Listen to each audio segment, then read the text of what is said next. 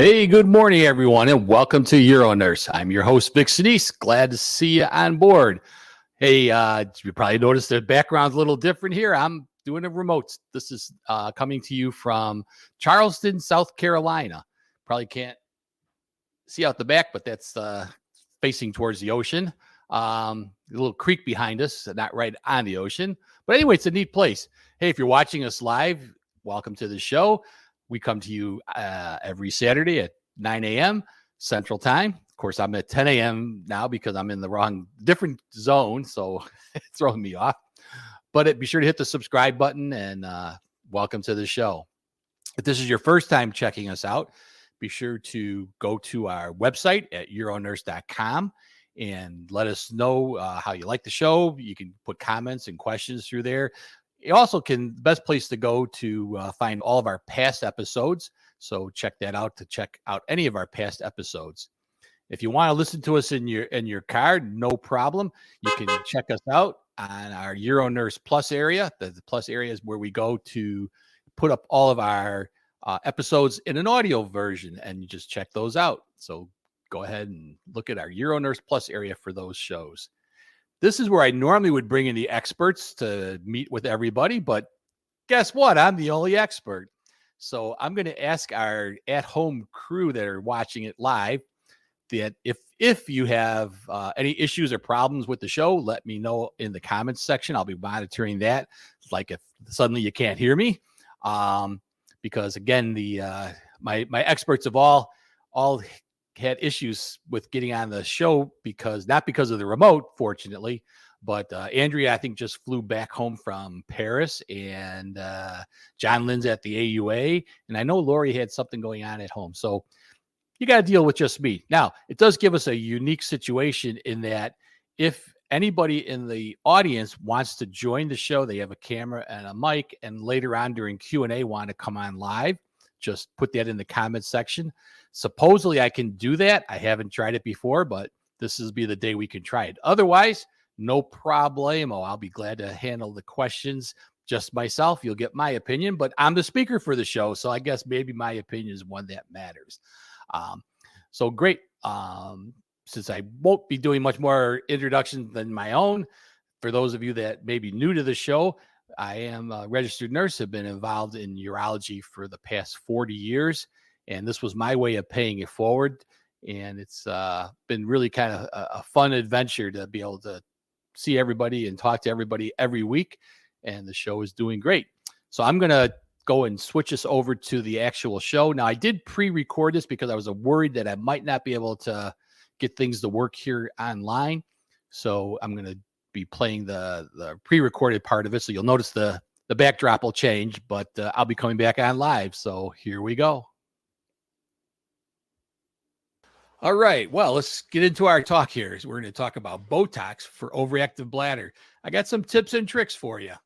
So let's talk about, first of all, why we do this. What are the symptoms that we see with overactive bladder? Well, as you see this guy here, you run into the bathroom, urgency, frequency, getting up at night. Sometimes the urge is so strong you don't even make it without wetting yourself a little bit. So urge incontinence. Any of those would qualify as overactive bladder. I think it's important to look at the pathophysiology of voiding, know a little bit about how the system works. And when the bladder is full, it sends a signal. The signal goes to the brainstem. The brainstem then sends its signal back down the sacral spinal cord, which innervates the bladder and the urethra. So the bladder muscles contract, the urethra relaxes, allowing urination. Pretty simplistic model. And really, this is kind of what mimics what we see going on in a baby's bladder, not so much what we see in an adult bladder, because we're able to inhibit our urination when we start getting those signals coming up from the bladder. So thanks to work from people like Dr. Fowler, we have this model where the cerebral cortex can also override the brainstem and voluntarily control urinations. This is what allows us to hold our urine until we find a convenient place to urinate. So the signal is sent up, and it's coordinated between this periaqueductal gray area and the premotor cortex. Boy, these are mouthfuls. So we call them PMCs and PAGs. So the PAG sends a signal to the PMC, which starts to let it know sensory wise, we start to get a sensation, hey, I got to go to the bathroom. My bladder's starting to fill up. But we inhibit that. We're able to stop that signal so it doesn't go right back down the brainstem and fire off the bladder until we get to a bathroom. Then we can go ahead and send that signal down and we get a normal urination. So pretty neat way it works that they were able to figure this out. I do a lot of urodynamic studies, and nothing demonstrates OAB like a urodynamics. You start filling the bladder and you can see it almost instantly. And here's what this looks like. So you've got a sensor in the bladder, a sensor in the rectum. The rectal sensor is to determine whether somebody's moving or coughing or things that could cause artificial, what we call artifacts, versus the bladder actually firing off. And then this one here is the machine doing the math between these two numbers here. So when we see this go up, we know that's really the bladder firing off. That's the bladder firing off. Now, this is during filling, not when we told them to try to void. So we should see that when you're voluntarily voiding. But this will be OAB, classic OAB. And in this one here, as I kind of put a little arrow there, we actually see that this last sensor shows any urination. So this patient did leak some urine while the contraction was occurring. So we know not only that they have overactive bladder, but they have overactive bladder with incontinence. So urodynamics is a nice way of evaluating overactive bladder. So let's talk a little bit about Botox. Botox was first approved in the US by the FDA in the late 80s, and it was approved initially for eye orders such as eye muscle problems like crossed eyes or uncontrollable blinking, or things like crazy things like that. It wasn't until 2002 that it got the approval for cosmetic use, specifically kind of getting rid of these frown lines between your eyebrows. And of course, now they inject any little wrinkle on your face to help relax that and improve your appearance. So I hear. Botox works by temporarily blocking the release of acetylcholine, a neurotransmitter that signals muscle contraction. By doing so, it causes a temporary muscle relaxation, which is what we want. So if you have an overactive bladder and you start injecting this Botox in there, you'll relax part of the bladder and kind of break up those signals and get a more normal bladder capacity and holding. Now, it's not considered first-line therapy, and in order to go on to have Botox, you typically have to fail first-line therapy. So what is our first-line therapy? Well, that's typically our oral medications. So oral medications are successful and can be used to reduce the symptoms of overactive bladder. It's our go-to drug. No pun intended, or maybe pun intended. There's two types of drugs that we typically give for the bladder. One are anticholinergic medications, such as oxybutynin, tolterodine, and the other is more new, called the beta-3 adrenergic agonist. So one is a blocker, the other one is a relaxer. So you can block the acetylcholine reaction by the bladder, so kind of like the Botox does, or you can relax the bladder, kind of like I say like a muscle relaxant. So it works specifically on the bladder. The beta-3s tend to be more targeted than the alphas because there's the anticholinergics. There's anticholinergic receptors all over our body, and that's where we get into some of those side effects with those medications, because you've got those anticholinergic effects in your mouth, your eyes, so you can get dry eyes, dry mouth, constipation. So those are the things that can happen with that. Behavioral therapy is another option that we can go to, and that's the Kegel exercises. So we haven't talked about that, but that is considered first line therapy.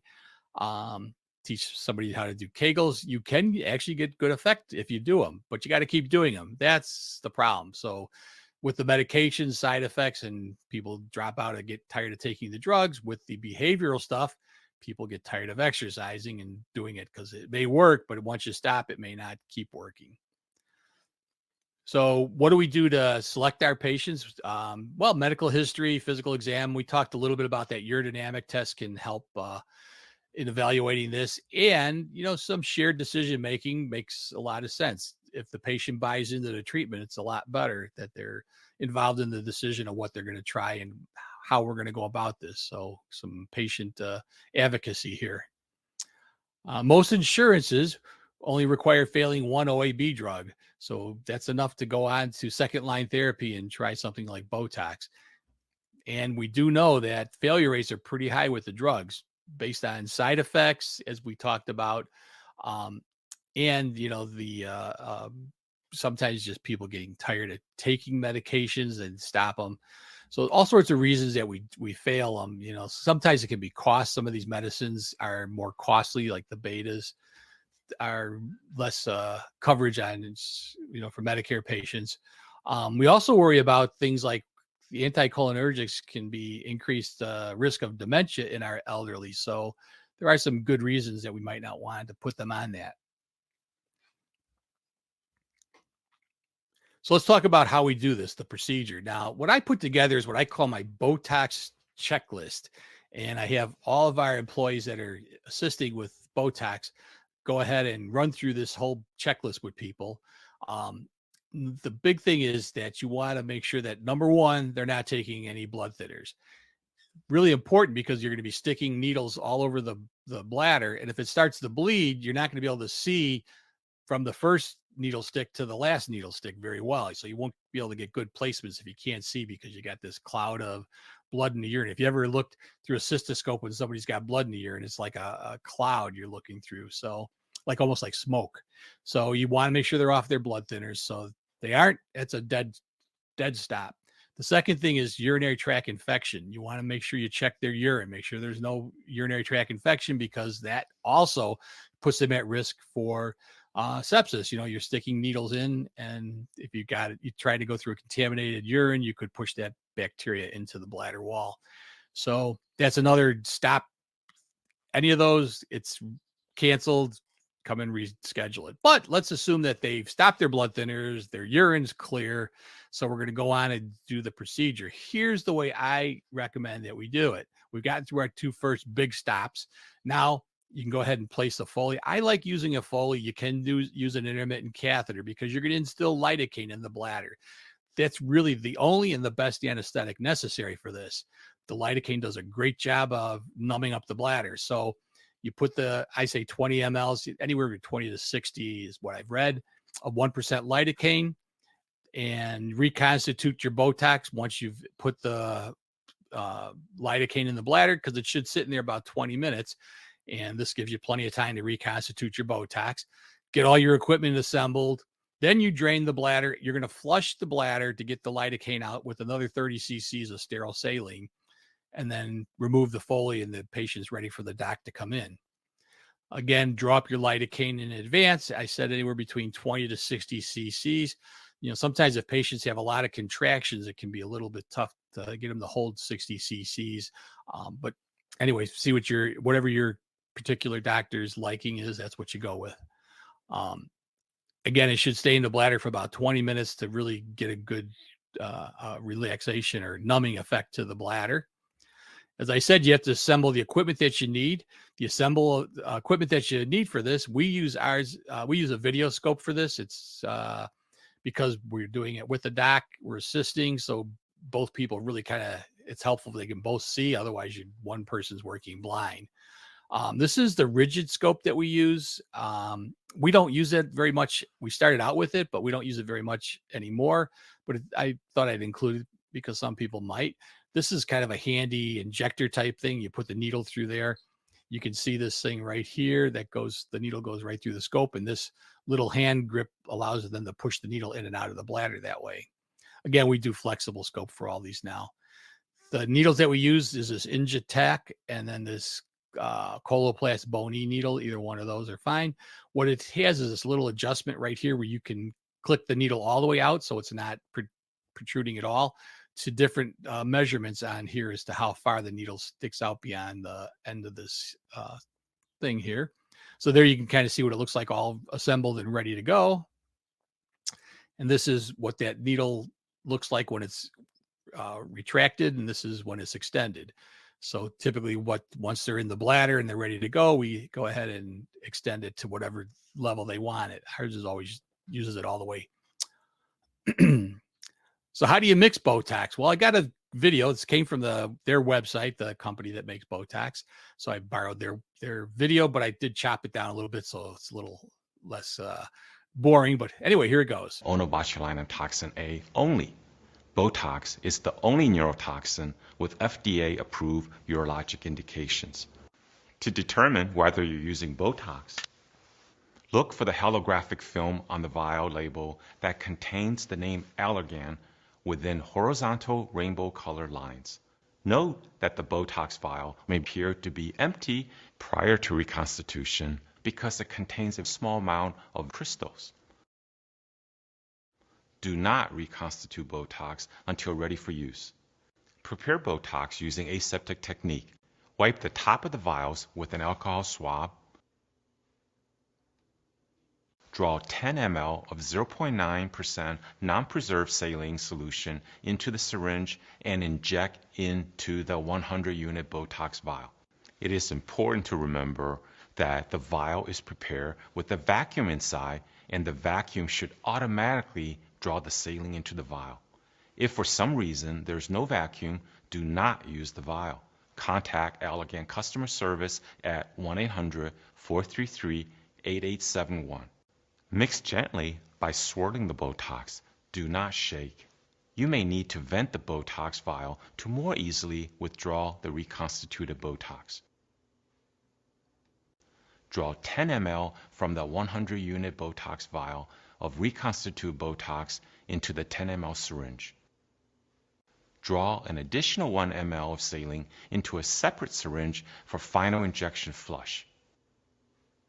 Following the recommended reconstitution protocol will result in one 10 ml syringe with a total of 100 units of reconstituted Botox in a volume of 10 ml. This will give a dose of 5 units per 0.5 ml of injection. There will also be a 1 ml syringe of saline for the final injection so that the remaining Botox in the needle is delivered into the bladder.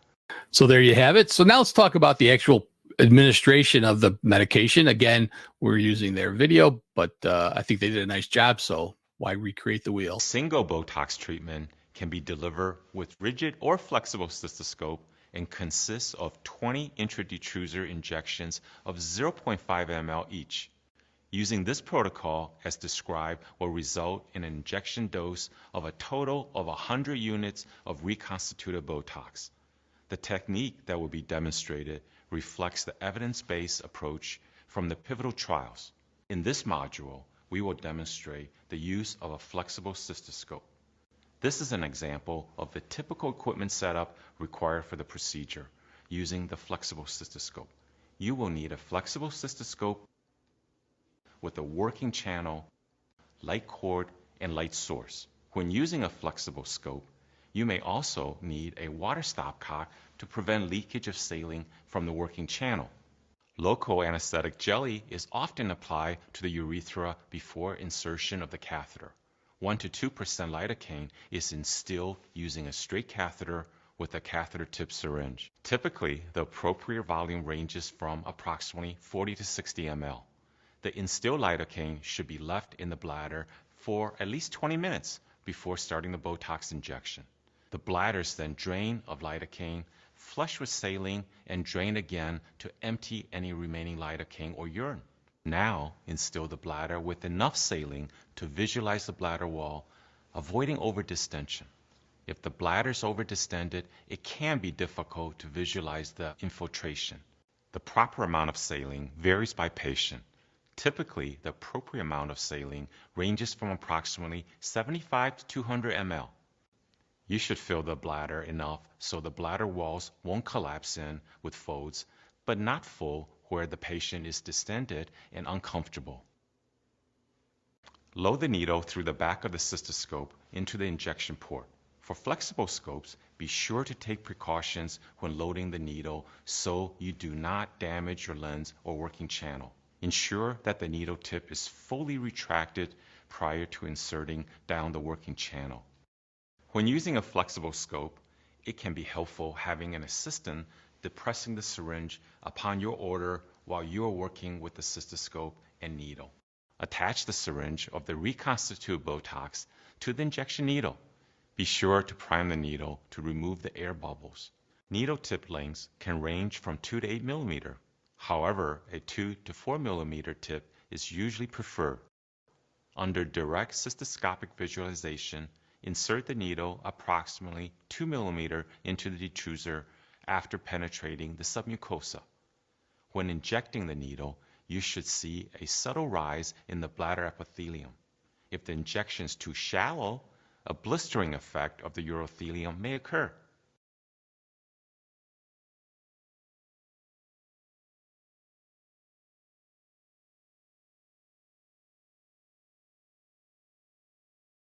Under direct visualization, distribute the injections evenly across the posterior and lateral bladder walls, avoiding the trigone.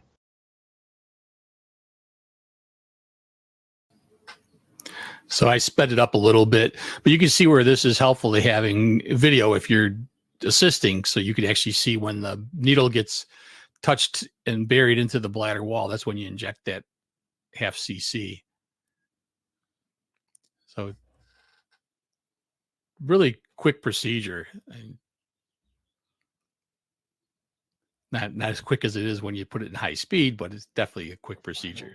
For final injection site, flush approximately 1 ml of normal saline from the 1 ml syringe through the injection needle to deliver the small amount of Botox remaining in the needle. This will ensure that the entire So that's your volume of last Botox injection. is So delivered you're to the giving patient. that little bit of Botox at the end. The saline inside the bladder used for visualization should be drained. The patient should be observed for 30 minutes post-injection. Monitor vital signs and ensure the patient voids prior to discharge from the facility. Upon discharge, instruct your patient to continue to take the prophylactic antibiotics for 1 to 3 days post-treatment and to contact your office if difficulty in voiding occurs. So that's kind of the nice thing about using the flexible scope is you've somewhat filled their bladder, so you give them the opportunity to try to urinate right away, so they don't have to sit around as long waiting for their bladder to fill up. So this is just, again, a little review of the injection protocol that we were using that was shown in that video. This is a revamp of how you mix the Botox for the 100 unit. There's a little different mixing instruction for the 200. Again, whichever one you're using, just kind of read the instructions and follow what they say. There have been some custom mixing that some docs will do for this that we've done sometimes. Whatever works best is, what you want to follow. So safety, one of the common side effects of this, so safety and adverse events, the common side effects, of course, we're sticking Botox in the bladder. It's urinary retention. It could work too well. Fortunately, worst case scenarios, if they go into retention, is they just have to do self-catheterization. So all patients should be instructed that there's a risk of that, because sometimes it'll be temporarily, for the first few weeks, and then it goes away. Sometimes it can last till the medicine wears off. It's been pretty rare in our facility, but it can happen. Urinary tract infections, you're instrumenting a patient, that's always a risk. And then we're sticking them 20 times with a needle. So a little blood in the urine, let them know that's common. If it was more severe, it could actually cause, clot retention, etc. But if you follow all your requests, all your if you're checking everything ahead of time, make sure they're not on blood thinners, the risk of having any heavy bleeding is pretty rare. The other thing is, although less common, they are more dangerous. There are some symptoms you want to make sure the patient's aware of. So because the Botox can sometimes travel and affect other areas, always give them this information. We have a sheet that we hand out like this one here. If they have right away, let us know if they have problems with swallowing, speaking, breathing due to weakness of associated muscles, can be severe and result in loss of life. You're at the highest risk of these problems. You are at the highest risk if these problems are pre-existing before the injection. Swallowing problems can last for several hours. So that's one of the things, again, don't see it very often, but you want to warn them. Spread of the toxin effects. The effect of botulism toxin may affect areas away from the injection site and cause serious symptoms, including loss of strength and overall muscle weakness, double vision, blurred visions, drooping eyelids, hoarseness, or change or loss of voice, trouble saying words clearly, loss of bladder control, trouble breathing, trouble swallowing. If it happens, do not drive a car, do not operate machinery, or do not do any other dangerous activities. probably just get yourself to the hospital. Um, do not risk, due to the risk of urinary retention, only patients who are able and willing to catheterize themselves should be treated with this. So that's a biggie. You want to talk to patients about that risk because that one's more common. So efficacy and outcomes, how well does Botox work? It's really pretty impressive. I mean, this is, patients who have failed other forms of treatment really can get a great result. Nice thing about it is sometimes this is really, really long lasting. Patients can get by with as few as 2 treatments a year. I've had a few patients that have gone even almost up to a year with 1 treatment. So it's pretty impressive. The minimum, just so you know, if a patient says, "Hey, it didn't work, I want to come back in," or it stopped working sooner than 6 months, it can be done every 12 weeks. So that's the very minimum in between that you have to have. So in conclusion, Botox for overactive bladder is a great therapeutic option. It can significantly alleviate symptoms and enhance the quality of life. As professionals, healthcare professionals, it's upon us to remain informed, engaged in research, and collaborate with patients to ensure optimal outcomes. So I'd like to thank you for all your attention during this talk. And I welcome any questions or discussions, thoughts that you might have. Go ahead, put those in on the comments area, and we're going to go ahead and bring in our experts. Well, the one expert, it's me. So welcome back. We're live again. Hopefully that was informative. Now, I did say this is a tips and tricks. So I utilized what's on the website, what the recommendation is from Allergan, but I'm going to go and tell you what we're actually doing in real life. A little background on the Botox and my involvement. I was actually involved in the original studies that were done to get the FDA approval for Botox. Myself and one of our doctors were on that team, and we're conducting studies in our office. I was involved in a lot of administration with him, but I was doing the pre and post-op urodynamics to kind of show how well this worked. And this has really been a game-changing drug.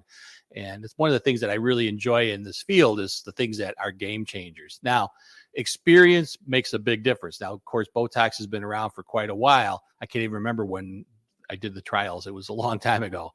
But anyway, the big thing is that that's changed is, the 100 milligrams is the 100 units, as the recommended dose for the original treatment of overactive bladder. I could tell you that's not what we use anymore. It doesn't really work very well at the 100 units, and the 200 units is the better dose. We mix the 200 exactly as you saw the 100 with 10 cc's, so we get a higher strength per injection, and have had great results with that. Actually, the AUA has put out a paper supporting that. The NIH is supporting that dosage. So again, it's definitely what has changed is using a stronger dose. We have also experimented with the number of the delivery of it, the number of injection sites. So, as you saw earlier, that you want to inject 20 areas and kind of have those as specifically kind of broken out areas. The only area you're kind of avoiding is the trigone. Trigone is as a kind of more thicker tissue. It's harder to inject in that area, so you don't want to inject in the trigone. But we don't do 20 injections either anymore. So what we're doing now is 10 injections, and again, efficacy at 10 injections, so 1 cc per injection, is just as good as it was with the 20. Less discomfort, less side effects as far as bleeding goes, and no increase in side effects or decrease in efficacy.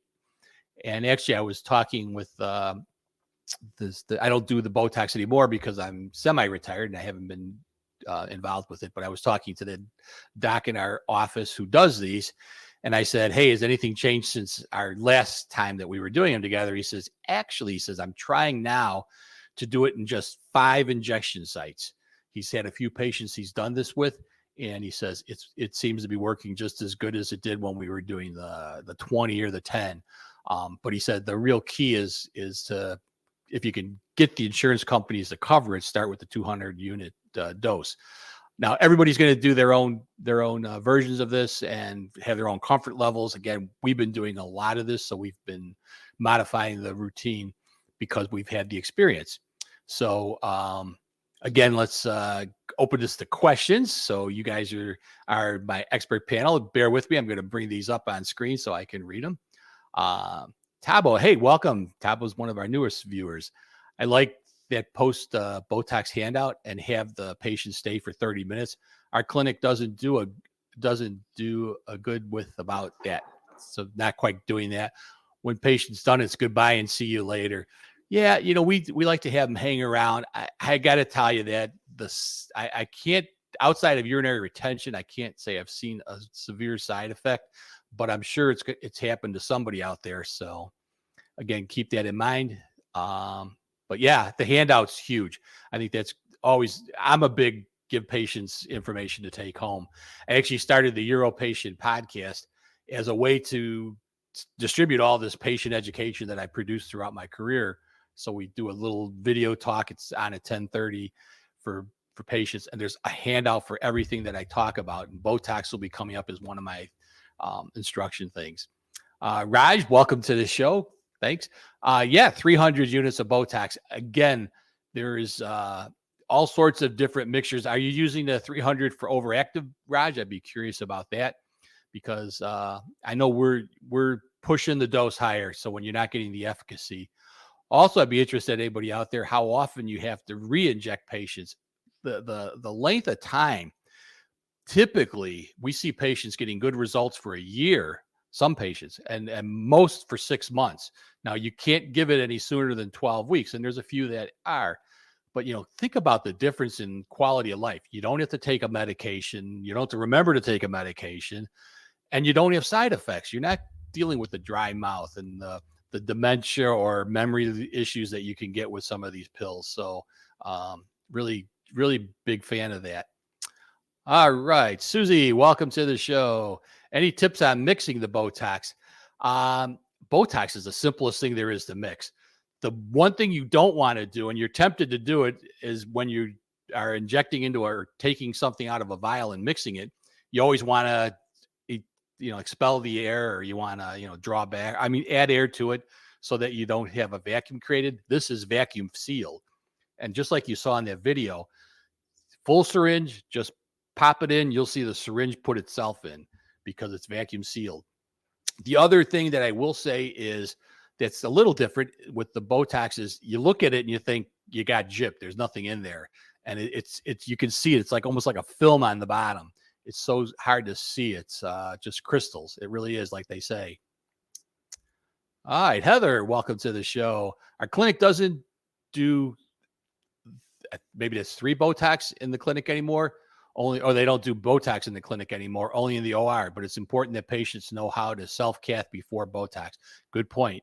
We schedule nurse visits to provide this education. Absolutely. This is definitely our field of expertise. We want to be the ones that are teaching patients. And I think it's number one, if you're going to be doing Botox, I think that has to be stressed. Are you willing to do intermittent catheterization? Now, I have seen plenty of patients have urinary retention after this. So the being able to do self-cath, again, is going to be a big plus. You don't want to have them end up in an emergency room, having catheters placed, all this other issues that you have to worry then about infection. So, and most, it's going to wear off eventually, but most patients that have retention, it's short-lived. So maybe they're doing it for a few weeks, up to a month, but it's not like the whole 6 months they have to do intermittent catheterization. So, thanks for that comment, Heather, and great reminder. Susie Swain said, it's so hard to draw up after we put the 10 mLs. Oh, you mean, so then drawing it back into the syringe. So I don't know if you noticed in the video, the one thing that he showed was taking and unscrewing the hub and letting air enter in there so that you have equal pressure, and then you can back it out. I'm not a big fan of adding air to try to, because you don't want it to spray. I use a large bore needle. I like to use the 18 gauge needle to do this, and haven't had any issues with drawing it out. But again, if you let it normalize, so you may have a little bit better result in pulling it out. Raj was talking. So yeah, for spinal cord injury patients, definitely it's the higher dose for sure. Yeah, I haven't never used the 300 for the overactive bladder, but the 100 we don't hardly even use. The only I do have to say we do have the 100. We do use it. It's one of our insurance companies will not, until they fail the 100 units, will not okay it. So even though we've sent information showing the AUA support, the NIH support, they're like, nope, 100 units is the starting dose for them. All right.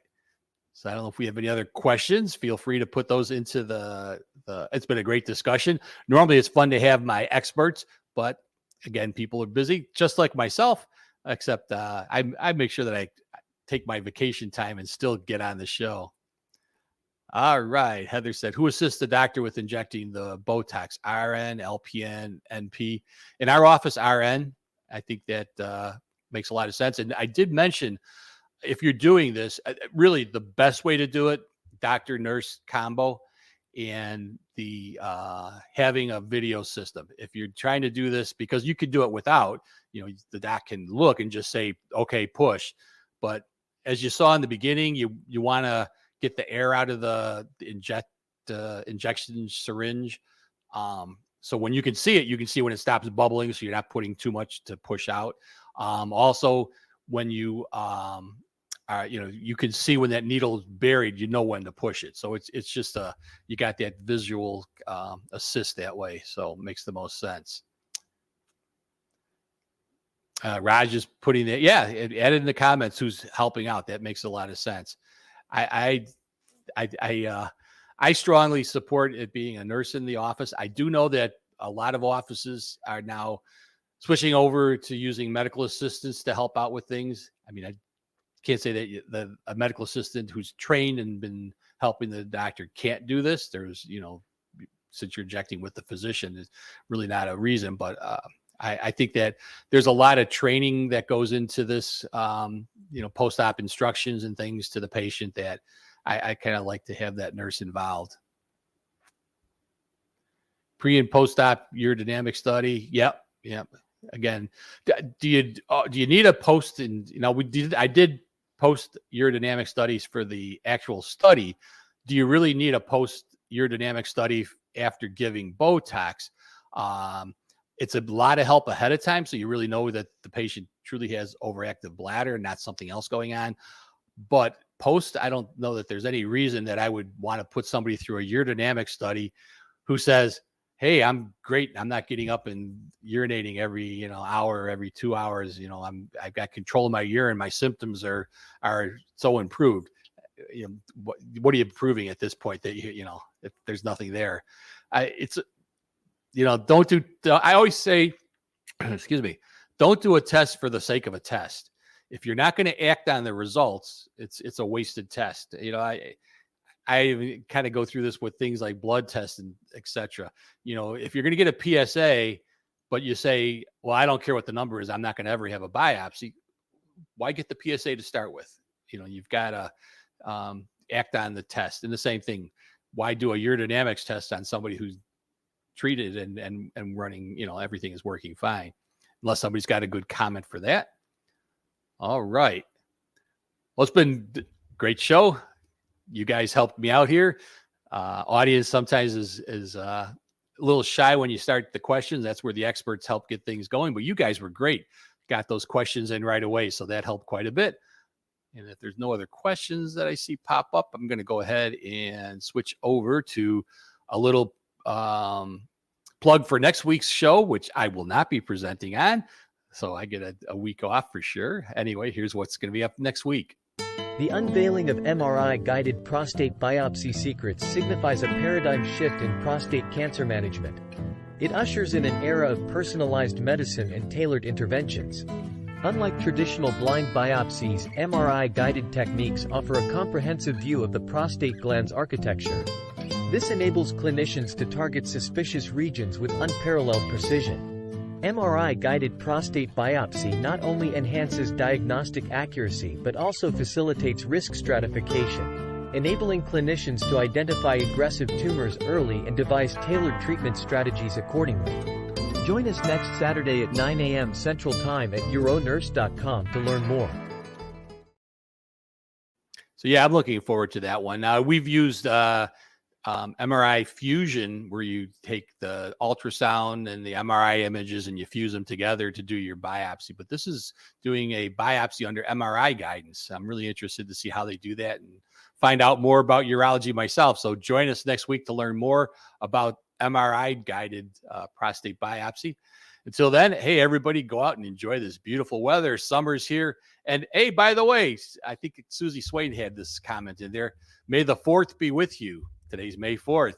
I've got some great plans here in South Carolina. There's a distillery that's having like a fest. So they're going to have music and food. And of course, they'll have some, I'm sure, some bourbon and things like that. So we're going to go hit that pretty soon. And the rest of you is enjoy your time. And we'll see you all next week on Uronurse.